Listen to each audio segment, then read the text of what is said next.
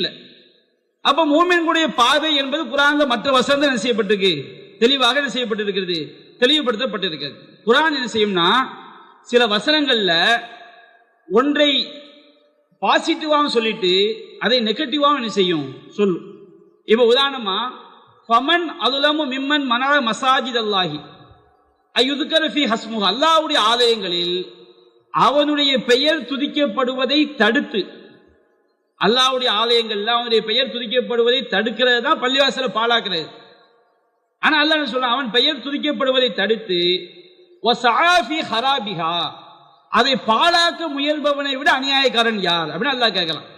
அப்ப அல்லாஹ்வுடைய ஒரு பள்ளியை தொழ போறான், அவனை போய் தடுக்கிறோம் வச்சுக்கிடுங்க, நம்ம எதை பாழாக்குறோம், அல்லாஹ்வுடைய பள்ளி என்ன செய்யறோம், பாழாக்குறோம். அப்போ அல்லாஹ்வுடைய பெயர் துதிக்கப்படுவதை தடுப்பதுதான் அல்லாஹ்வுடைய பள்ளியை பாழாக்குறது. அல்லாஹ்வுடைய பள்ளியை பாழாக்குதல் என்பது அவனுடைய பெயர் துதிக்கப்படுவதை தடுப்பது. அப்ப ஒன்றை சொல்லி அதற்கு நேர் எதிர்கருத்தை வலுப்படுத்துவதற்காக குர்ஆன் சொல்லும். இப்ப அல்லாஹ் சொல்றான், லிம தல்பிசுன ஹக்க பில் பாத்தில், ஏன் உண்மையை பொய்யோடு கலக்கிறீர்கள், வ தக்துமுனல் ஹக், ஏன் உண்மையை மறைக்கிறீர்கள். உண்மையை பொய்யோடு கலக்கிறது தான் எதை மறைக்கிறது, உண்மையை மறைக்கிறது. உண்மையை பொய்யோட மறைக்கிறது தான் உண்மையோட எதை கலக்கிறது, பொய்யை கலக்கிறது. அப்ப இந்த மாதிரி ஒன்றை வலியுறுத்தி சொல்வதற்காக அதை நேர்மறையாகவும் எதிர்மறையாகவும் குர்ஆன் என்ன செய்யும், சொல்லும். புரிஞ்சுங்களா? அப்ப அந்த அடிப்படையில் அல்லாஹ் சொல்றான், யார் இறை தூதருக்கு மாறு செய்தனாலே மூமின்கள் என்று சொன்னால் அவங்க எதைத்தான் பின்பற்றணும், வஹியை தான் பின்பற்றணும். இறை தூதருக்கு மாறு செய்து வயத்தபி கைர சபீலில் மூமினீன், மூமின்களுடைய பாதை அல்லாஹ்வை பின்பற்றுகிறானோ, அப்ப எல்லா மூமின்களும் அல்லாஹ் ரசூலுக்கு கட்டுப்படணும், எல்லா மூமின்களும் வஹியை பின்பற்றணும். அந்த பாதைக்கு எதிராக ஏன் போறானோ, இறை தூதருக்கு மாறு செய்தல் என்பது மூமின்களுடைய பாதைக்கு எதிரானது. ஏன்னா மூமின்களுடைய பாதைக்கு எதிர் என்பது வஹியை பின்பற்றுறதுதான். இறை தூதருக்கு மாறு செய்வதும் வஹிக்கு எதிராக போறதுதான். மூமின்களுடைய பாதை அல்லாஹ்வை பின்பற்றுவது என்பதும் வஹிக்கு எதிராக போறதுதான். அப்ப அதை அல்லாஹ் செய்கின்றான், உறுதிப்படுத்தி சொல்லி காட்டுகிறான். அப்போ தங்களுடைய நபி தோழர்களை அவங்களுக்கு அல்லாஹ்வுடைய அதிகாரத்தை கொடுப்பதற்காக எடுத்து வைக்கக்கூடிய இந்த ஆதாரம் என்பது குர்ஆன் வசனத்தை திரிக்கக்கூடிய ஆதாரம். சத்திய கருத்தை திரித்து குர்ஆன் வசனத்துக்கு தவறான பொருள் கொடுக்கக்கூடிய விஷயம் என்பதை நாம் விளங்கிக் கொள்ள வேண்டும். மூமின்கள் அல்லாதவங்க காஃபிர்கள், காஃபிருடைய வழி யாரு போறாங்களோ அவங்க எங்க போய் சேர்ந்துருவாங்க, நரகத்தில் போய் சேர்ந்துருவாங்க. அப்ப இந்த வசனத்தில் எதுக்கு ஆதாரம் இல்லை, நபி தோழர்கள் என்ற நல்லவர்களுக்கு இறைவனுடைய அதிகாரத்தை கொடுப்பதற்கு இல்லை என்ன கிடையாது, ஆதாரம் கிடையாது. அப்படி ஒருத்தன் விளங்கினால் அவன் ஷிர்கான பொருளை என்ன செய்கிறான், கொடுக்கிறான் என்பதை நாம் விளங்கிக் கொள்ள வேண்டும். அடுத்து நபிகள் நாயகம் ஸல்லல்லாஹு அலைஹி சொல்றாங்க, புகாரில 2652 செய்தியா பதிவு செய்யப்பட்டு, நபிகள் நாயகம் சொல்றாங்க, மக்களிலேயே சிறந்தவர்கள் என்னுடைய தலைமுறை. நபிகள் நாயகம் சொல்றாங்க, ரசூலுல்லாஹ்வோட தலைமுறை யார், சஹாபாக்கள். அதுக்கடுத்து சும்மல்லதீன எலூனஹும், அதுக்கு அடுத்த தலைமுறை, அதற்கு அடுத்து வந்தவர்கள்.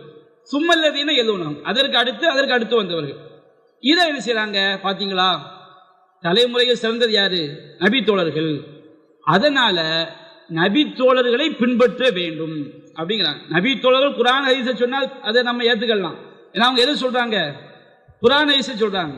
அவங்க நபி தோழர்களை பின்பற்ற வேண்டிய எந்த கருத்துல சொல்றாங்க, நபி தோழர்கள் எதை விளங்குனாங்களோ அதை பின்பற்றணும். அது குர்ஆன் ஹதீஸ் ஆதாரம் இருந்தாலும் இல்லாட்டாலும் நபி தோழர்கள் எதை சுய கருத்தா சொல்றாங்களோ அதை நாம் மார்க்கமாக எடுத்துக்கொள்ள வேண்டும் அப்படிங்கிற கருத்துல என்ன செய்யறாங்க, சொல்றாங்க. இந்த ஹதீஸ்ல அதுக்கு ஆதாரம் இருக்கான்னு சொன்னா அதுக்கு ஆதாரம் என்ன செய்யாது, இதுலயும் கிடையாது. இதுல அவங்க என்ன செய்யறாங்க, ஒரு சமுதாயமோ ஒரு தனி மனிதனோ நல்லவனாக இருப்பதால் இறைவனுடைய அதிகாரத்தை அவங்களுக்கு என்ன செய்ய முடியாது, கொடுத்துட முடியாது. நபிகள் நாயகத்தில் சிறந்த இந்த உலகத்தில் உண்டா, கிடையாது. நபிகள் நாயகத்தை போய் துவா கேட்கலாமா, நபிகள் நாயகத்தை சஜிதா செய்யலாமா? அப்போ ஒரு ஆள் சொல்றாரு, நபிகள் நாயகம் நல்லவங்க தானே, அவங்கள்ட்ட துவா கேட்டா என்ன தப்பு, நபிகள் நாயகம் சஜிதா செஞ்சா என்ன தப்பு? நபிகள் நாயகம் நல்லவர்கள் என்பது வேறு, நல்லவர்கள் என்பதனால் இறைவனுடைய அதிகாரத்தை கொடுப்பது என்பது வேறு. அவங்க நல்லவங்கன்னா எந்த அர்த்தத்தில், அல்லாஹ்வுடைய தூதர், அவங்க அல்லாஹ்வுக்கு என்ன செய்ய மாட்டாங்க, மாறு செய்ய மாட்டாங்க. யாருக்கு கட்டுப்படுவாங்க, அல்லாஹ்வுக்கு என்ன செய்வாங்க, கட்டுப்படுவாங்க. எல்லா மூமின்களை விட இறையச்சம் மிக்கவங்களா என்ன செய்வாங்க, இருப்பாங்க. எல்லா மூமின்களை விட அல்லாஹ்வை பத்தி தெரிஞ்சவங்களா என்ன செய்வாங்க, இருப்பாங்க. அதனால இறை தூதர் எப்படிப்பட்டவங்க, நல்லவங்க. அல்லாஹ் அவர்களுக்கு நல்லவர்கள் என்று என்ன செய்திருக்கிறான், சான்று அல்லாஹ் சொல்லி இருக்கிறான். இப்போ நபி தோழர்கள் ரசூலுல்லாஹ் வாழும்போது அவங்க நல்லவர்கள். நல்லவர்கள் என்பது பல விஷயங்கள்ல வரும். நல்லவர்கள் என்ற அந்த இறைவனுடைய சான்று அல்லாஹ்வுக்கு ரொம்ப கட்டுப்படுவதனாலும் கிடைக்கும், இறைவனுக்கு மாறு செய்து திருந்துவதனாலும் என்ன செய்யும், கிடைக்கும். அதுவும் ஒரு வகையில ஈமான் தான், இறையச்சம் தான். அப்போ இந்த வசனத்துல சஹாபாக்கள் நல்லவர்கள் என்று சொன்னதினால் அல்லாஹ்வுடைய அதிகாரத்தை என்ன செஞ்சிட முடியாது, அவங்களுக்கு கொடுத்துட முடியாது. ரசூல் அதை விளக்குறாங்க, நல்லவர்கள் என்பதனால் அவங்களை பின்பற்றுற அர்த்தத்தில் இல்லை, அவங்க வஹிக்கு ரொம்ப கட்டுப்பட்டாங்க. நபிகள் நாயகம் சொல்லி காட்டுறாங்க. புகாரில 6695வது செய்தி வருது. அதாவது தலைமுறையை சிறந்தவர்கள் என்னுடைய தலைமுறை, அதற்கு அடுத்து அடுத்த தலைமுறை, அதற்கு அடுத்து அடுத்த தலைமுறை, அதற்கு அடுத்து என்ன ஒரு சமுதாயம் வருவார்கள். அவர்கள் என்ன செய்வாங்கன்னா நேர்ச்சை செய்வார்கள், நிறைவேற்ற மாட்டார்கள், நம்பிக்கை மோசடி செய்வார்கள், அவர்கள் நம்பி எதையும் ஒப்படைக்கப்படாது, அவர்கள் தாமாகவே சாட்சியம் அளிக்க முன் வருவார்கள், ஆனால் சாட்சியம் அளிக்கும்படி அவர்களை யாரும் கேட்டிருக்க மாட்டார்கள், அவர்களிடையே பருமனாக இருக்கும் தொந்தி விழுந்த நிலை என்ன செய்ய ஏற்படும். அப்ப சஹாபாக்கள் நல்லவர் என்று சொன்னால் இந்த மாதிரி பாவங்கள்லாம் அவங்கள்ட்ட அதிகமான மக்கள்கிட்ட என்ன செய்யல இல்ல. மோசடி பண்றது, பொய் சாட்சி சொல்றது, நம்பி ஒப்படைச்சா அதை ஏமாத்துறது, இந்த மாதிரி விஷயங்கள்ல இல்லாம அவங்க எப்படிப்பட்ட சமுதாயம், நல்ல சமுதாயம். இதுல அவங்களுடைய சுய கருத்தை மார்க்கமாக்கலாம் என்பதுக்கு என்ன கிடையாது, எந்த விதமான ஆதாரமும் கிடையாது. அடுத்து 9வது அத்தியாயம் 100வது வசனத்தை என்ன செய்யறாங்க, எடுத்து வைக்கிறாங்க. அல்லாஹ் சொல்லி காட்டுறான், வஸாபிகூனல் அவ்வலூன மினல் முஹாஜிரீன வல் அன்சார், அன்சாரிகளிலும் முஹாஜிர்களிலும் முதலாவதாக முந்திக் கொண்டவர்கள், வல்லதீன தபஊஹும் பி இஹ்சானின், நல்ல விஷயங்களில் அவர்களை பின்தொடர்ந்தவர்கள். நான் என்ன வார்த்தையை பயன்படுத்தியிருக்கேன், பின்தொடர்ந்தவர்கள். இந்த இடத்துல அல்லாஹ் பயன்படுத்துற வார்த்தை இத்தபஊஹும். என்ன வார்த்தை, இத்தபஊஹும். நான் வஹியை பின்பற்றணும் சொல்றேன் பாருங்க, வஹியை பின்பற்றணும். அதுல என்ன வார்த்தை வரும், இத்தபிஊ மா உன்சில இலைக்கும் மிர் ரப்பி, உங்கள் இறைவனிடமிருந்து உங்களுக்கு அருளப்பட்டவற்றை நீங்கள் பின்பற்றுங்கள். அதே வார்த்தை எங்க வருது, இந்த வசனத்தை என்ன செய்து வருது, அன்சாரிகளிலும் முஹாஜிர்களிலும் முதலாவதாக முந்திக் கொண்டவர்கள், ஆரம்ப கால முஹாஜிர் சஹாபாக்கள், ஆரம்ப கால அன்சாரி சஹாபாக்கள். வல்லதீன தபஊஹும், நாம சொல்லக்கூடிய அர்த்தம் அவர்களை பின்தொடர்ந்தவர்கள், சலஃபுகள் வைக்கக்கூடிய அர்த்தம் அவர்களை பின்பற்றியவர்கள். இந்த வசனத்துல இத்தபவுங்கிற வார்த்தை இருக்கு பாருங்க, இதுக்கு என்ன அர்த்தம் கொடுக்குறாங்க, அவங்க பின்பற்றியவர்கள். அவ பின்பற்றியவர்களுக்கு அல்லாஹ் சொர்க்கத்தை கொடுப்பான், என்ன செய்யுது வருது. அப்போ அதனால பாருங்க, குர்ஆன் எதை பின்பற்றன்னு சொல்லிடுச்சு, சஹாபாக்களை பின்பற்ற வேண்டும் என்று சொல்லிவிட்டது அப்படிங்கிற கருத்தை செய்யறாங்க, முன் வைக்கிறாங்க. இத்தபா குர்ஆன் வசனத்துக்கு பொருள் செய்யும் போது என்னைக்குமே ஒரு வார்த்தைக்கு இறைவனுக்கு இணை வைக்கக்கூடிய பொருளை செய்தால் அது வழிகேடு. ஒரு வார்த்தைக்கு 2 அர்த்தம் இருக்குன்னு வச்சுக்கிடுங்க, எது இறைவனுக்கு இணை வைக்காத அர்த்தமோ அந்த அர்த்தம் தான் கொடுக்கணும். அல்லாஹ்வுக்கு கட்டுப்படுங்கள், அல்லாஹ்வுடைய தூதருக்கும் கட்டுப்படுங்கள் அப்படின்னு குர்ஆன்ல வந்திருக்கு. உங்களுடைய பெற்றோருக்கு கட்டுப்படுங்கள் அப்படின்னு அல்லாஹ் குர்ஆன் செய்யறான். அனிஷ்குர்லி வலி வாலிதை, நீ எனக்கும் நன்றி செலுத்து, உன்னுடைய பெற்றோருக்கும் நன்றி செலுத்து. நான் அல்லாஹ்க்கு நன்றி செலுத்துறதுக்கு என்ன செய்யறேன், சுஜூது பண்றேன், தொழுகையில என்ன செய்யறேன், சுஜூது பண்றேன். அல்லாஹ் என்னுடைய பெற்றோருக்கு நன்றி செலுத்த சொல்லியிருக்கிறான். என் பெற்றோருடைய காலில் போய் நான் விழுந்தா இப்ப நான் குர்ஆன் வசனத்தை பின்பற்றுகிறேனா, ஷிர்கை செய்கிறேனா, என்ன செய்யறேனா, ஷிர்கை செய்யறேன். பெற்றோருக்கு நன்றி செலுத்தும் குர்ஆன்ல இருக்குது, அல்லாஹ் சொல்லியிருக்க. அல்லாஹ்க்கு நன்றி செலுத்தம் என்ன செய்யறோம், சுஜூது பண்றோம். அதே சுஜூதை பெற்றோருக்கு செய்யலாமா, செய்தால் என்னது ஷிர்க். அப்ப அல்லாஹ் பெற்றோருக்கு நன்றி செலுத்துங்கள் என்ற அந்த வார்த்தைக்கு என்ன அர்த்தம், அல்லாஹ் எவ்வாறு நன்றி செலுத்த வேண்டும் என்று சொன்னானோ அப்படி என்ன செய்யறது, நன்றி செலுத்துறது. குர்ஆன்ல நிறைய வார்த்தை நம்ம அப்படித்தான் புரியணும். இப்ப உதாரணமா இத்தப அப்படிங்கிற வார்த்தை இருக்கு பாருங்க, இதுக்கு 2 அர்த்தம் இருக்கு. ஒண்ணு ஒருவனுடைய கருத்தை பின்பற்றுதல், இன்னொரு அர்த்தம் ஒருவனுக்கு பின்னால் செல்லுதல். இப்ப நபியா நான் சொல்றாங்க, மனித்தப ஜனாசத்த முஸ்லிமின் இத்தப, ஒரு முஸ்லிமுடைய ஜனாசாவை எவன் பின் தொடர்கிறானோ அவனுக்கு 1 கிராத் நன்மை. ஒரு முஸ்லிமுடைய ஜனாசாக பின்னாடி போறது, ஜனாசா முன்னாடி போவோம், நாம என்ன செய்யறோம், பின்னாடி போறோம். அதுக்கு என்ன வார்த்தை வந்திருக்கு, இத்தப. இத்தபங்கிற வார்த்தை 2 அர்த்தம் இருக்கு. ஒன்று ஒருவனுடைய கருத்தை பின்பற்றுதல், இன்னொன்று ஒருவன் முன்னால் செல்கிறான் அவனுக்கு பின்னாடி போறது. யார் ஒரு முஸ்லிமுடைய ஜனாசாவுக்கு பின்னாடி போறானோ அவனுக்கு ஒரு கிராத் நன்மை. தொழுது அடக்கம் செய்யற வரைக்கும் இருந்தா எத்தனை நன்மை? 2 கிராத் நன்மைன்னு வருது. அப்ப இத்தபைங்கிற வார்த்தைக்கு என்ன அர்த்தம் இருக்குது? பின்னாடி போதுங்க அர்த்தம் என்ன செய்யுது இருக்குது. இது குர்ஆன்ல என்ன செஞ்சிருக்கு வந்திருக்குது. உதாரணமா சூரத்து தூர் என்ற 52வது அத்தியாயத்தில் 21வது வசனம் அல்லாஹ் சொல்றான், வல்லதீன ஆமனு, எவர்கள் நம்பிக்கை கொண்டு, வத்தபஅத்துஹும் துர்ரியத்துஹும், அவங்களுடைய பிள்ளைகளும் அதே இறை நம்பிக்கை கொள்வதில் அவர்களை பின்தொடர்ந்தால், 2 பேரும் எங்க கொண்டு போய் சேர்ப்போம்? சொர்க்கத்தில் கொண்டு போய் சேர்ப்போம். இப்ப தகப்பனார் தௌஹீத் கொள்கையில் இருக்கிறார், அவருடைய பையனும் எந்த கொள்கையில் இருக்கிறாரு? தௌஹீத் கொள்கையில் இருக்கிறார். 2 பேரும் மௌத்தாயிட்டா அல்லாஹ் 2 பேரும் எங்க கொண்டு போய் சேர்ப்பான்? சொர்க்கத்தில் கொண்டு போய் சேர்ப்பான். இந்த இடத்துல இத்தபங்கிற வார்த்தை வருது. எந்த யாருமே இந்த இடத்துல என்ன அர்த்தம் வைக்க மாட்டாங்க? எவர்கள் நம்பிக்கை கொண்டு அவருடைய பிள்ளைகளும் அவர்களை பின்பற்றினார்களோ அப்படின்னு அர்த்தம் செய்ய மாட்டாங்க, செய்ய மாட்டாங்க. எப்படி அர்த்தம் செய்வாங்க? எவர்கள் நம்பிக்கை கொண்டு அவங்களுடைய பிள்ளைகளும் ஈமான் கொள்வதில் அவர்களை பின்தொடர்ந்தார்களோ, தகப்பனார் எப்படி ஈமானிய அடிப்படையில் வாழ்ந்தாரோ அவருக்கு பின்னாடி வந்த பிள்ளை என்ன செய்யறான்? ஈமானிய அடிப்படையில் என்ன செய்யறான்? வாழ்றான். 2 பேரும் எங்க போய் சேர்ந்துருவாங்க? சொர்க்கத்தில் போய் என்ன செஞ்சிருவாங்க? சேர்ந்துருவாங்க. நம்ம சேர்த்து வைப்போன்னு அல்லாஹ் என்ன செய்யறான்? சொல்லி காட்டுறான். அதே மாதிரி இந்த வசனம் 900வது வசனம் இருக்கா இல்லையா? இதுல சஹாபாக்கள்ல 2 குரூப் இருந்தாங்க. நீ குர்ஆனை படிச்சு பார்த்தா உங்களுக்கு தெரியும். 2 குரூப்னா யாரு?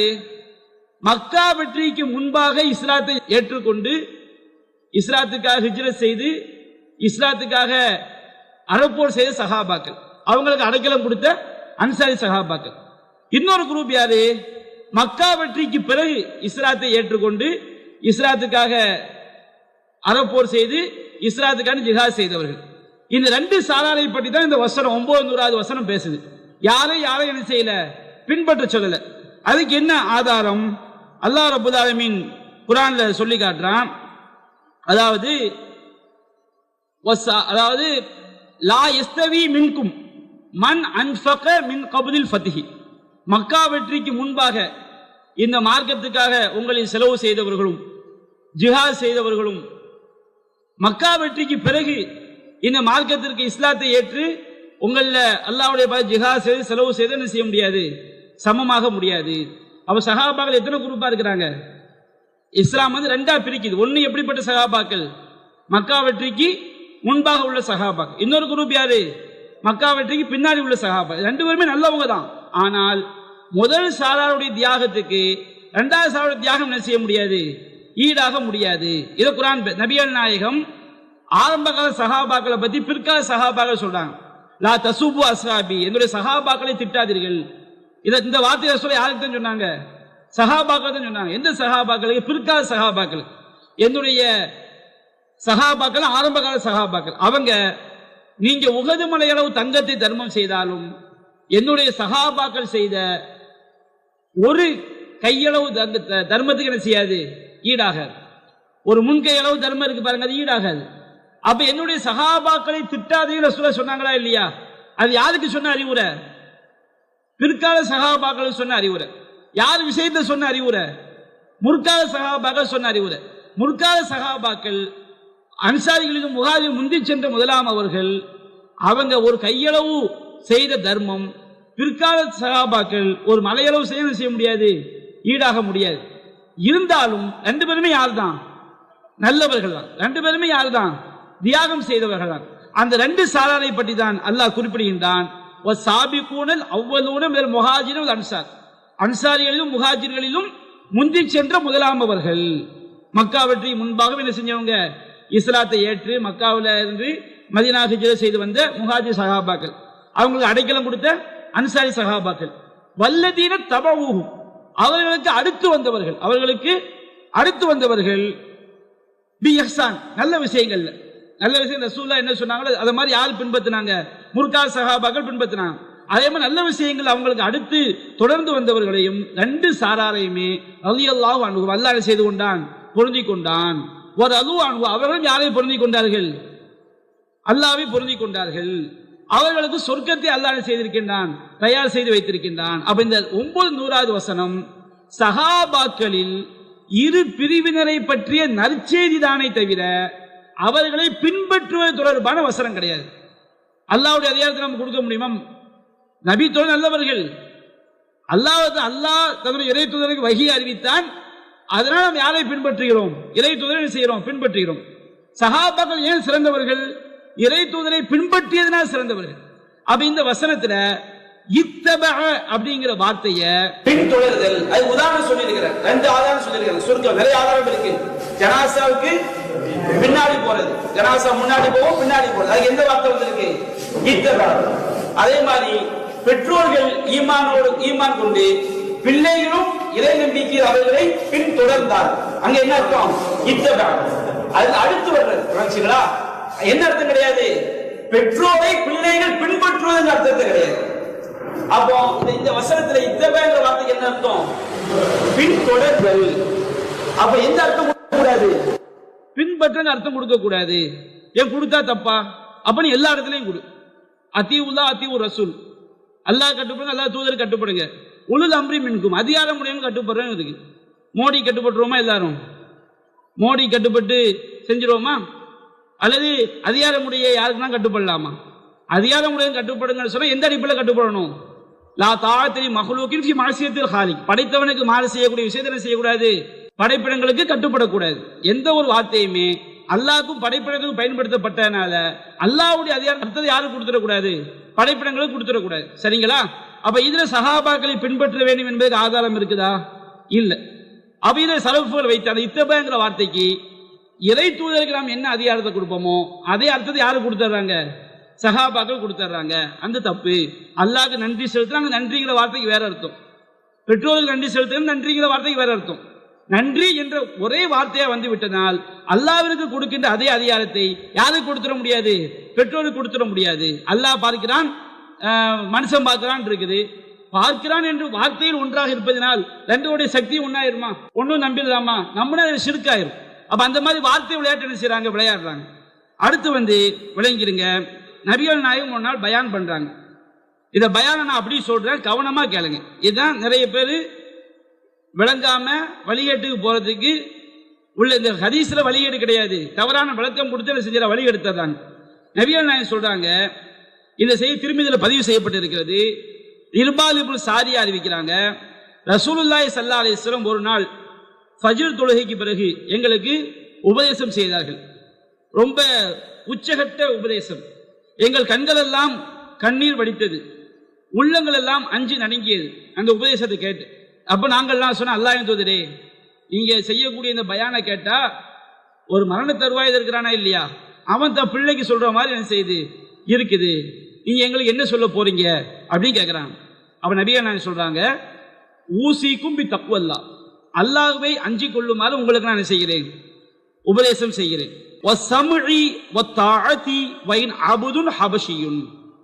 ஒரு அபிசீனிய அடிமையாக இருந்தாலும் அவருக்கு நீங்கள் செவிதாழ்த்த வேண்டும், கட்டுப்பட வேண்டும். அல்லாஹ்வுக்கு நீங்க பயப்படணும். அபிசீனிய அடிமையாக இருந்தாலும் நீங்க என்ன செய்யணும்? செவிதாழ்த்தணும், கட்டுப்படணும்.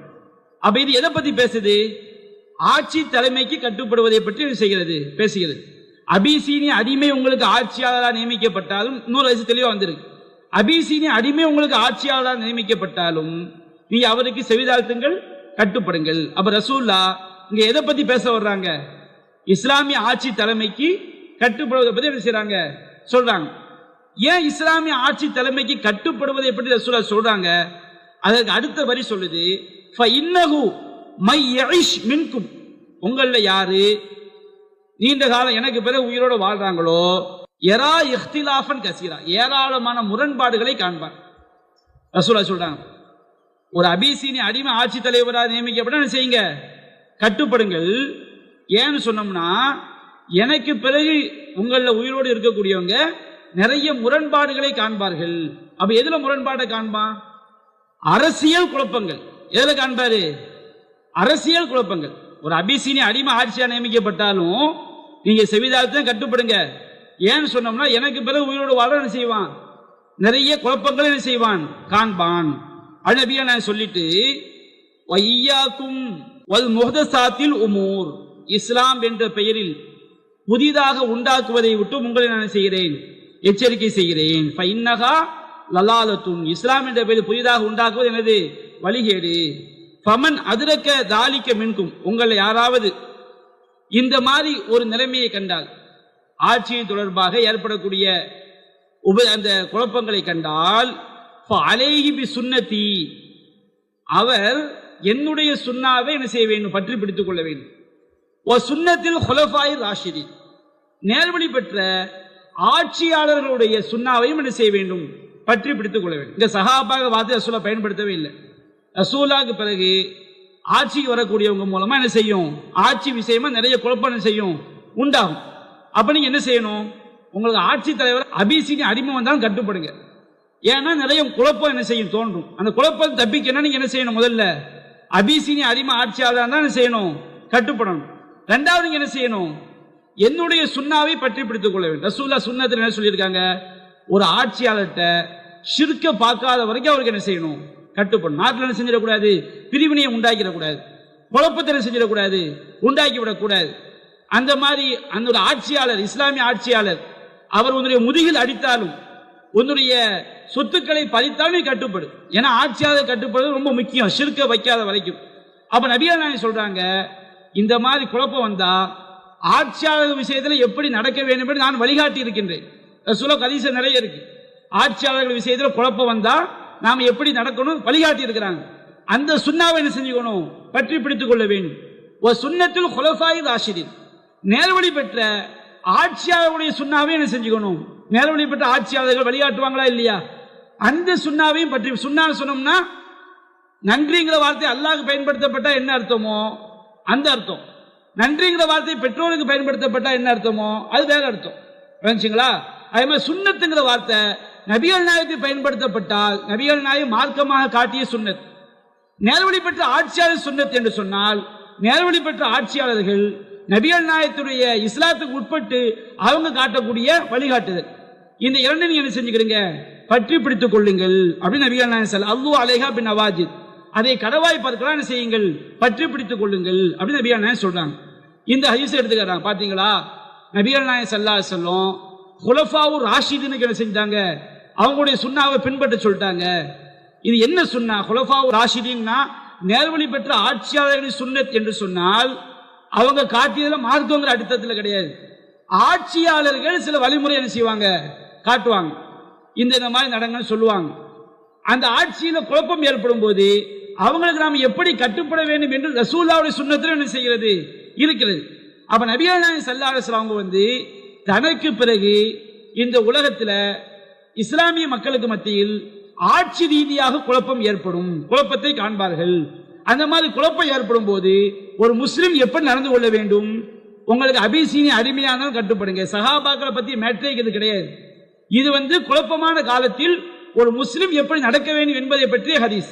அபிசீனிய அடிமை ஆட்சியாளராக கட்டுப்படுங்க, அந்த என்னுடைய சுன்னாவையும் பற்றி பிடித்துக் கொள்ளுங்கள், நேர்வழி காட்டக்கூடிய நேர்வழி நடக்கக்கூடிய ஆட்சியாளருடைய சுன்னாவை என்ன செய்யுங்கள், நீங்க பற்றி பிடித்துக் கொள்ளுங்கள். சுன்னா என்பது ரசூலுல்லாஹ்வுடைய சுன்னாவும் சஹாபாக்கள், அந்த சஹாபாக்கள் நானே சொல்றேன் பாருங்க, நேர்வழி பெற்ற ஆட்சியாளர் சுன்னா என்பது ஒரே வார்த்தை கிடையாது.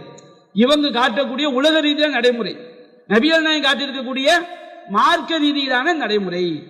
இது ரசூலுல்லாஹ் காலத்துக்கு பிறகு இஸ்லாம் அழிஞ்சிரும், சஹாபாக்கள் என்ன இஸ்லாம் சொல்றாங்களோ அதே பின்பற்றுற அர்த்தத்தில் கிடையாது. புரிஞ்சுங்களா?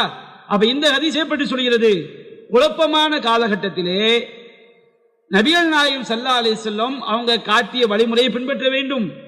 ஆட்சியில் இருக்கக்கூடியவங்க யார் நேர்வழி பெற்ற ஆட்சியாளராக இருக்கிறாங்களோ அவங்க காட்டக்கூடிய வழிமுறை என்ன செஞ்சுக்கணும், உலக ரீதியிலான விஷயங்களை கட்டுப்படணும். ஆட்சியாளர் நேர்வழி பெற்ற ஆட்சியாளர் மார்க்கத்துக்கு மாற்றமான செய்ய மாட்டாங்க, சொல்ல மாட்டாங்க. குர்ஆன் அப்படித்தானே சொல்லுது, அல்லாஹ் கட்டுப்படுங்க, அல்லாஹ் தூதரை கட்டுப்படுங்க, ஆட்சி அதிகாரம் உடையவங்களை கட்டுப்படுங்கள்.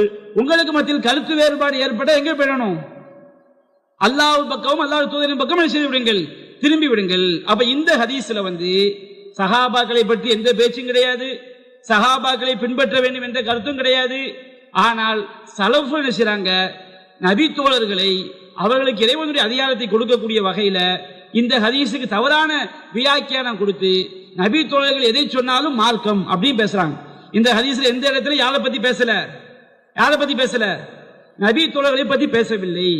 இந்த ஹதீஸில் குழப்பம் என்று சொல்வது மார்க்கத்தில் குழப்பம் என்று சொல்லவில்லை. எதை பற்றிய குழப்பம்? ஆட்சி அதிகாரத்தை பற்றிய குழப்பம். அப்போது நாம் எப்படி நடந்து கொள்ள வேண்டும்?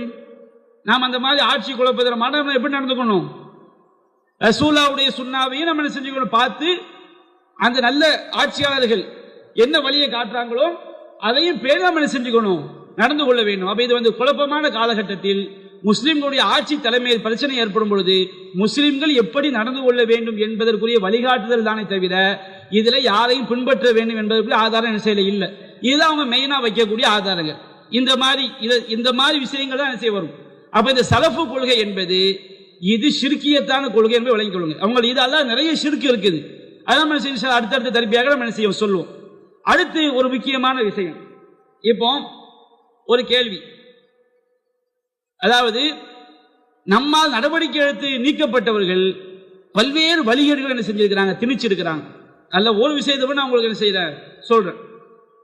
ஒரு விஷயம் என்னன்னா, சின்ன கேள்வியிலே உங்களை என்ன செஞ்சிடறேன், உதாரணம் மூலமாக நான் தெளிவுபடுத்திடுறேன்.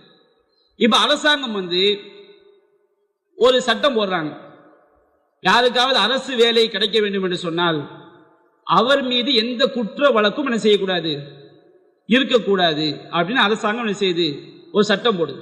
அரசாங்க வேலை கிடைக்கணும், அது மாதிரி என்ன செய்யக்கூடாது, எந்த வழக்கம் என்ன செய்யக்கூடாது, இருக்கக்கூடாது. இப்போ ஒரு ஆளு போய் என்ன செய்யற, அரசாங்க வேலையை கேட்கிறாரு.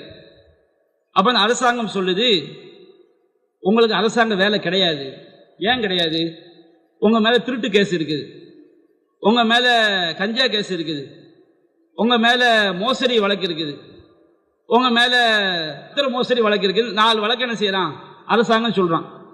இப்போ அவன் மீது குற்ற வழக்கு இருக்கிறது என்பதற்காக சொல்லப்பட்டது 4 விஷயமா, அல்லது 4ல 3 இருந்தா அவனுக்கு வேலை கிடைச்சிருக்கும், 2 இருந்தா வேலை கிடைச்சிருக்கும், 4 சேர்ந்து இருக்க போய் அவனுக்கு வேலை கிடைக்கல அப்படின்னு நீங்க புரிஞ்சுக்கிடுவீங்களா? இதை எப்படி புரிவீங்க? ஒரு வழக்கு தான் அவனுக்கு என்ன கிடைச்சிருக்காது, வேலை. 4 எதுக்கு சொல்லப்படுது? அவன் மீது அரசு வேலை அவனுக்கு கொடுக்க கூடாது, அவன் மீது வழக்கு இருக்கிறது என்பதற்கு சான்றாக என்ன செய்யப்படுது, இந்த 4 சொல்லப்படுது. இந்த 4ல 1 இருந்தா கூட அவனுக்கு என்ன கிடைச்சிருக்காது. ஏன்னா சட்டம் இதுதான், அரசாங்க வேலைக்கு போறவனுக்கு என்ன இருக்கக்கூடாது, அவன் மேல வழக்கு இருக்கக்கூடாது. சரி, இன்னொரு உதாரணம், உங்களுக்கு பாஸ்போர்ட் கிடைக்கணும்னு சொன்னோம்னா நீங்க 4 ஆவணங்களை கொண்டு வரணும். டிரைவிங் லைசன்ஸ் இருக்கணும், ஆதார் கார்டு இருக்கணும், கூப்பன் கார்டு இருக்கணும், பான் கார்டு இருக்கணும்னு சொல்றான். இப்ப நீங்க பாஸ்போர்ட் எடுக்க போறீங்க, 3 மட்டும் கொண்டு போறீங்க, உங்களுக்கு பாஸ்போர்ட் கிடைக்குமா? கிடைக்காது. இப்ப இவங்க என்ன செய்யறாங்கன்னா, நான் முதல்ல சொன்ன உதாரணம் இருக்கு பாருங்க, என்ன உதாரணம், அரசு வேலை கிடைக்க வேண்டும் என்றால் உன் மேல எந்த வழக்கு இருக்கக்கூடாது. இந்த உதாரணம் அடிப்படையில் உள்ள வசனம். இந்த வசனத்துக்கு தப்பான உதாரணம் சொல்லி வழிகட்ட கருத்தை கொண்டு போறாங்க. தொழுவதற்கு தகுதியான பள்ளியை பத்தி அல்லாஹ் சொல்றான். ஒரு பள்ளியில போய் தொழ வேண்டும் என்றால் அந்த பள்ளிக்கு இருக்க வேண்டிய அடிப்படையான தகுதி என்ன? இறையச்சத்தின் மீது அடித்தளமிடப்பட்ட பள்ளி தான் தொழுவதற்கு தகுதியான பள்ளி. இறையச்சத்தின் மீது அடித்தளமிடப்பட்ட பள்ளி தான் தொழுவது. இது பள்ளிவாசல் தொழுவதற்குரிய அடிப்படை. அரசு யாருக்கு அரசாங்க வேலை கிடைக்கும்னா யார் மேல எந்த குற்ற வழக்கும் இல்லையோ அவங்களுக்கு தான் இது அரசாங்க வேலை. அதே மாதிரி வழங்குறதுக்காண்டி எந்த பள்ளிவாசல் இறையச்சத்தின் மீது அடித்தளமிடப்பட்ட பள்ளியோ அதுதான் தொழுவதற்கு தகுதி. இதுதான் தொழுவதற்கு தகுதி என்பதற்குரிய அடிப்படையான இலக்கணம். அதுல எந்த மாற்று அர்த்தமும் கிடையாது. குர்ஆன் அல்லாஹ் சொல்லிட்டான், ல மஸ்ஜிதுன் உஸிஸ அல தக்வா மின் அவ்வலி யௌமின் அஹக்கன் தக்வம ஃபீ. ஆரம்ப நாளிலிருந்து இறையச்சத்தின் மீது அடித்தளமிடப்பட்ட பள்ளி தான் தொழுவதற்கு தகுதியான பள்ளி. அப்ப முனாஃபிக்கின்கள் தீயவர்கள் பள்ளிவாசலை கட்டினாங்க, அங்க போய் தொழக்கூடாது அப்படின்னு அல்லாஹ் தடுக்கிறான். அதை ஏன் தடுக்கிறான்? அந்த பள்ளிவாசல் இறையச்சத்தின் மீது இல்லை என்பதற்கு சொல்லப்பட்ட 4 காரணங்கள். அது அந்த பள்ளிவாசல் அங்க ஒரு காரணம் இருந்தாலுமே அது எதுல இல்லதான், இறையச்சத்தின் மீது இல்லதான். ஆனா அவங்கள்ட்ட எத்தனை காரணம் இருந்திருக்கு? 4 காரணம் அவங்கள்ட்ட என்ன செஞ்சிருக்கு, இருந்திருக்கு. என்னென்ன காரணங்கள் இருந்துச்சு?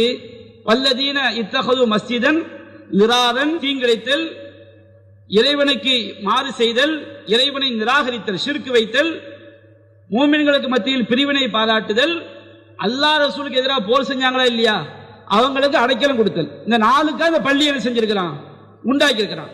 இல்ல ஒவ்வொரு காரியமே எதுக்கு எதிரான காரியம் தான், இறையச்சத்துக்கு எதிரான காரியம் தான். அப்போ அந்த அவங்க கட்டிய பள்ளிவாசலில் இரையச்சம் இல்லை என்பதற்கு சொல்லப்பட்ட காரணங்கள் 4. அவங்கள்ட்ட 5 இருந்தா அல்ல எத்தனை சொல்லியிருப்பான்?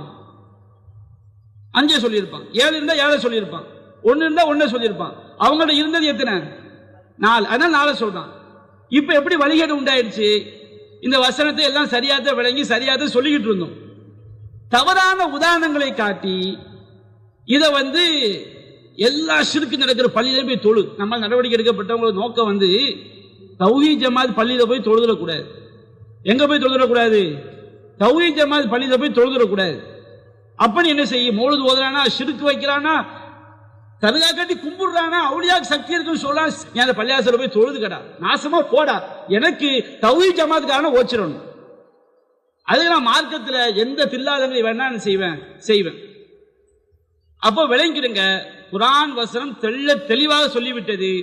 இறையச்சத்தின் மீது அடித்தளமிடப்பட்ட பள்ளி தான் தொழுவதை தகுதியான பள்ளி. எப்படிங்க ஷிர்க் வைக்கிறான், ஷிர்க்கை மட்டுமே வைக்கிறான் வச்சுக்கிறோம். அது எப்படி இறையச்சத்தின் மீது அடித்தளமிடப்பட்ட பள்ளி ஆகும்? அப்ப அல்லாஹ் முரண்பட்டு பேசுறானா? எவ்வளவு பெரிய பச்சை வழிகேட்ட மக்களுக்கு மத்தியில் திணிக்கிறாங்க பாருங்க. இவங்கள்ட்ட வரக்கூடிய வழிகேடு என்பது ஏராளமான வழிகேடு, அவ்வளவு பயங்கரமான வழிகேடு நோக்கி போறாங்க. அவங்கள்ட்ட கேட்கிறேன், நபிகள் நாயகம் ஸல்லல்லாஹு அலைஹி வஸல்லம் அவங்க சஹாபாக்களை இரவு நேரத்தில் வந்தா தகவல் கொடுக்காம வீட்டுக்கு போகக்கூடாதுன்னு சொன்னாங்க. அது காரணங்கள் சொல்லப்பட்டு, ஏன் தகவல் கொடுத்துட்டு போகணும்? அந்த பெண்கள் கணவனுக்கு என்ன செய்வாங்க? தன்னை அலங்கரித்துக் கொள்வார்கள். இது ஹதீஸ்ல சஹீஹான ஹதீஸ்ல சொல்லப்பட்ட காரணம். நம்மால் நடவடிக்கை எடுத்து நீக்கப்பட்டவங்க சொல்றாங்க, இல்ல அதுவும் காரணம்தான். அந்த வீட்டில் உள்ள சஹாபாக்களுடைய மனைவிமார் இருக்காங்களா இல்லையா, யாரோடையாவது தப்பான வேலை பார்த்துக்கிட்டு இருக்கலாம், அது சொல்லிட்டு போனா சுதாரிப்பா இருந்துக்கிடுவாங்கல்ல. இப்படி நபிகள் நாயகத்தை பற்றி ஒருவன் சொன்னால் அவன் முதலில் இஸ்லாத்தை இழிவுபடுத்துகிறான், இஸ்லாமிய மார்க்கத்தை இழிவுபடுத்துகிறான். வாபஸ் வாங்கல இஸ்லாமிய மார்க்கத்தை இழிவுபடுத்துகிறான், நபிகள் நாயகத்தை இழிவுபடுத்துகிறான். நஊது பில்லாஹி மின்ஹு. சஹாபாக்களை இழிவுபடுத்துகிறான். சஹாபாக்கள் ரோசம் கட்டவங்களா இருந்தாங்கன்னு சொல்ல வர்றான். அந்த கருத்தை சரின்னு வாதிக்கிறான். இது எப்படி நேர் வழியா இருக்க முடியும்? சொல்லி பாருங்க. எவ்வளவு பெரிய வழிகேடு, எவ்வளவு பெரிய ஒரு இறை தூதரை, இஸ்லாத்தை, ஈமானை பதிக்கக்கூடிய ஒரு கொள்கையை என்ன செய்யறாங்க சொல்றாங்க. அடுத்து நாம நபி தோழரை பின்பற்றக்கூடாது, இஸ்லாம் இறை செய்தி மட்டும்தான், அது நாம அந்த கொள்கையில கரெக்டா இருக்கிறோம். வழிகேட்டுக்கு ஏராளமான சான்று. சலஃபு கொள்கையை விட மிகப்பெரிய வழிகேடு. நம்மளை விட்டு பிரிஞ்சு போன நான் சொல்லல, ஒவ்வொன்றுக்கும் ஆதாரங்களை வைத்து சிந்திக்கக்கூடிய மக்களுக்கு சான்றை வைத்து நான் சொல்றேன். அவ்வளவு வழிகேடுங்க. இவங்க அல்லாஹ் காப்பாற்றணும். அந்த மக்களை புல்லாம், சிந்திக்காத மக்களை புல்லாம் மதுகப்புல கொண்டு போய் விட்டுட்டு தான் மது வேலை பார்ப்பாங்க. அவர் சொல்றாரு, சஹாபாக்கள் அவங்களை பின்பற்றக்கூடாது, அவங்க நல்லவர்கள், ஈமான்ல உயர்ந்தவர்கள், அல்லாஹ் ரசூல் சொன்னதா சொன்னா நம்ம என்ன செய்வோம்? ஏற்றுக்கொள்வோம். அவங்க சொல்லக்கூடிய கருத்து குர்ஆன் ஹதீஸ் உட்பட்டு இருந்தா அதை நாம் என்ன செய்வோம்? ஏற்றுக்கொள்வோம். இது நம்முடைய அக்கீதா. அவர் என்ன செய்யறாருன்னா, ஒரு ஹதீஸ் சரியான அறிவிப்பாளர் தொடர், அவர் சொல்றாரு, ரசூலா மௌத்தான பிறகு சஹாபாக்கள் ஷிர்க்ல போய் விழுந்துட்டாங்களாம். அதுக்கு என்ன ஆதாரம்? சஹாபாக்கள் புனித மரம் கேட்டாங்க. அப்படி ஹதீஸ் வந்துறீங்களா? புனித மரம் கேட்டாங்கன்னு தாத் அன்வாத்துன்னு ஒரு ஹதீஸ் பாருங்க. அபூபக்கர், உமர் போன்ற சஹாபாக்கள் எல்லாம் ரசூலாட எப்படி தௌஹீத படிச்சவங்க, அவங்கெல்லாம் ஷிர்க்ல விழுந்தாங்களா இல்லையா, ஷிர்க்க கேட்டாங்களா இல்லையா, ஆனா திருந்தி வெளியே வந்துட்டாங்க அப்படிங்கிறாரு. என்ன அவர் என்ன கோணத்தில் பேசுறாருன்னா, ரசூலுல்லாஹ்வுடைய இடத்துல யார் இருக்காராம்? இவர் இருக்காராம். நம்ம எல்லாரும் அவரை விட்டு நீங்கி வந்த பிறகு என்ன செஞ்சிட்டோமா? புனித மரம் கேட்டாங்களா இல்லையா, அவங்கள மாதிரி எதில் போயிட்டோமா? நம்ம ஷிர்க்ல போறது அவருக்கு அவ்வளவு ஆசை. அப்போ இதை சொல்றாரு. அப்போ நம்ம சுட்டி காட்டுறோம், அந்த ஹதீஸ்ல பெரிய பெரிய சஹாபாக்களை பத்திலாம் வரல. அந்த ஹதீஸை படிக்கும் போது என்ன வருதுன்னா, நாங்கள் புதிதாக இஸ்லாத்தை ஏற்றுக்கொண்டவர்களாக இருந்தோம். அந்த ஹதீஸ் ஆரம்பிக்கும் போது எப்படி ஆரம்பிக்குது? நாங்க புதிதாக இஸ்லாத்தை ஏற்றுக்கொண்டவங்களா இருந்தோம். நாங்க ஒரு யுத்தத்துக்கு போனோம். போயிட்டு வரும்போது முஷ்ரிக்கீன்கள்லாம் என்ன செஞ்சாங்க? தாத்தன்வாத்துன்னு ஒரு மரத்தை வச்சிருந்தாங்க. அது மாதிரி எங்களுக்கு ஒரு மரத்தை ஏற்படுத்துங்கன்னு கேட்டோம். அப்ப ரசூலுல்லாஹ் சொன்னாங்க, நீங்க அறியாத கூட்டமா இருக்கிறீங்க அப்படின்னு சொல்லி உங்களுக்கு முன்வாழ்ந்த யூத கிறிஸ்தவர்கள் அவங்க ஜானுக்கு ஜான முறத்துக்கு முன்ன இந்த ஹதீஸை சுட்டி காட்டுறோம். நஹ்னு ஹுதஸாவு அஹதீம் பி குஃபுர், அதுக்கு பதில் சொல்றாரு, அந்த வார்த்தை மட்டும் இட்டுக்கட்டப்பட்ட வார்த்தையா? ஏன் அபூபக்கர் உமரை காஃபிராக்கணுமா இல்லையா? அது எப்படி சரியான ஒரு ரூட்ல வந்து ஒரு வார்த்தை மட்டும் எப்படி பொய்யா போகும்? ஒரு ஹதீஸ் எப்படி ஆரம்பிக்குது? நாங்கள் புதிதாக இஸ்லாத்தை ஏற்றுக்கொண்டவர்களாக இருந்தோம் அப்படின்னு சொல்லிட்டு சஹாபி மத்த சம்பவத்தை சொல்றாரு. இவர் சொல்றாரு, அது புதுசா இஸ்லாத்தை ஏற்றுக்கொண்ட சஹாபாக்கெல்லாம் கிடையாது, அபூபக்கர் உமரும் சேர்ந்தா அப்படி கேட்டாங்க, புனித மரம் கேட்டாங்க, ஷிர்க கேட்டாங்க. அப்புறம் அபூபக்கர் உமர் மாதிரி பெரியவர் சஹாபாக்கெல்லாம் கிடையாது, கேட்டவங்க யாரு தான்? புதிதாக இஸ்லாத்தை ஏற்றுக்கொண்டா தெரியாம செஞ்சாங்க, கேட்டாங்க, சொல்லி கொடுத்தவங்க தெரியல. இல்ல இல்ல, புதிதாக நாங்கள் இஸ்லாத்தை ஏற்றுக்கொண்ட அந்த வார்த்தை மட்டும் பொய், அதை மறுக்கிறதுக்கு 9 பொய், அதை நியாயப்படுத்த 90 பொய். அது எப்படி எப்படி நான் பாடம் நடத்த ஆரம்பிச்சா நீங்க எல்லாம் ஒரு நாளுக்குள்ள என்ன செய்யணும்? உட்காரணும். எவ்வளவு பயங்கரமான ஒரு வழிகேடு பாருங்க. இப்படி எல்லா விஷயத்திலையும் குர்பானி 3 நாள் கொடுக்க கூடாதுன்னு சொல்லி தப்பா சொல்லிட்டாரு. குர்ஆன் வசனமே சான்றா இருக்குது. அந்த குர்ஆன் வசனத்தை ஒடி பல ஹஜ்ஜுக்கும் குர்பானிக்கு என்ன சம்பந்தம்? ஹஜ்ஜு தானப்ப குர்பானிக்கு, ஹஜ்ஜுடைய அடிப்படை அதுதான், குர்பானி தான். அதுக்கு அவ்வளவு ஆதாரங்கள் குர்ஆன் ஹதீஸ்ல இருக்குது. அந்த ஆதாரங்களை சிந்தித்து பார்ப்பது கிடையாது. அதை நான் சொல்லணும்னா அதுக்கு ஒரு 10 நாள் தேவைப்படும். இப்படி வழிகேடு வந்து நாளுக்கு நாள் கூடிக்கொண்டே செல்கிறது. அந்த வழிகேடு வந்து அல்லாஹ் சிந்திக்கக்கூடிய மக்களை மட்டும்தான் காப்பாற்ற முடியும். சலஃபு கொள்கையை விட மிக மோசமான வழிகேட்டை நோக்கி தன்னை இறைவனுடைய அதிகாரத்தை எடுத்தவனாக குர்ஆன் சுன்னாவுக்கு தான் அத்தாரிட்டி என்பவனை போன்று அவங்களுடைய செயல்பாடு இருக்குது. இது அல்லாஹ் காப்பாற்றணும். இது காழ்ப்புணர்ச்சி சொல்லக்கூடிய விஷயம் கிடையாது, நாம நடவடிக்கை எடுத்ததால் சொல்லக்கூடிய விஷயம் கிடையாது. அவ்வளவு வழிகேட்டு என்ன செய்யறாங்க, நோக்கி போயிட்டு இருக்கிறாங்க. இந்த வழிகேட்ட கொள்கை விஷயம் என்ன செய்யணும்? ரொம்ப கவனமா இருக்கணும்.